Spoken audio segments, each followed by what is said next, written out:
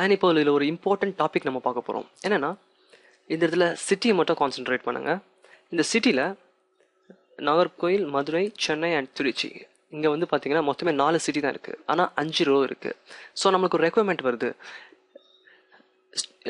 இப்போ இந்த ஸ்டூடெண்ட் லிஸ்ட்டில் எந்தெந்த சிட்டியிலேருந்து ஸ்டூடெண்ட்ஸ் வந்திருக்காங்க அப்படின்ற ஒரு ரிப்போர்ட் வேணும், கண்டிப்பாக வேணும். இப்போ ஒரு ஆர்கனைசேஷன் நடக்குதுன்னா, இப்போ ஒரு காலேஜோ இல்லை ஸ்கூலில் நடக்குதுன்னா, சென்னையிலேருந்து எவ்வளோ பேர் வந்திருக்காங்க, இப்போ ஒரு காலேஜ்னு வச்சுக்கிங்களேன், சென்னையிலேருந்து எவ்வளோ பேர் வந்திருக்காங்க, திருவள்ளூர்லேருந்து எவ்வளோ வந்திருக்காங்க, கோயம்புத்தூர்லேருந்து எவ்வளோ வந்திருக்காங்க, திருச்சியிலேருந்து எவ்வளோ வந்திருக்காங்க, கன்னியாகுமரியிலேருந்து எவ்வளோ வந்திருக்காங்க, எத்தனை பேர் வந்திருக்காங்க அப்படின்றத கேல்குலேட் பண்ணுவாங்க.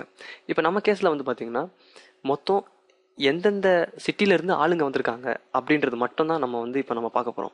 ஸோ அதுக்கு நம்ம இந்த சிட்டி காலமாக யூஸ் பண்ணிக்கலாம். இந்த சிட்டியில் பார்த்தீங்கன்னா இங்கே வந்து சென்னை 2 வாட்டி ரிப்பீட் ஆகுது. அப்போனா இது வந்து 2 வாட்டி வந்துடக்கூடாது, எனக்கு வந்து சென்னை 1 வாட்டி தான் வரணும். ஸோ அதுதான் நம்மளுடைய டார்கெட். அதுக்கு என்ன பண்ணுறேன், ஒரு கீவேர்டு இருக்குது டெஸ்டின் அப்படின்னு சொல்லிட்டு, டெஸ்டின் ஸ்பேஸ் சிட்டி. ஓகே, ஸோ இப்போ நான் எக்ஸிக்யூட் பண்ணுறேன். ஸோ பார்த்தீங்கன்னா எனக்கு வந்து எந்தெந்த சிட்டிலேருந்து ஸ்டூடெண்ட்ஸ் வந்திருக்காங்க அப்படின்ற ஒரு லிஸ்ட் எனக்கு வந்துடும். சென்னை 2 வாட்டி இருக்குது உங்களுக்கு தெரியும், ஆனால் இப்போ பார்த்தீங்கன்னா அதில் ஒரே ஒரு வாட்டி தான் காட்டுது.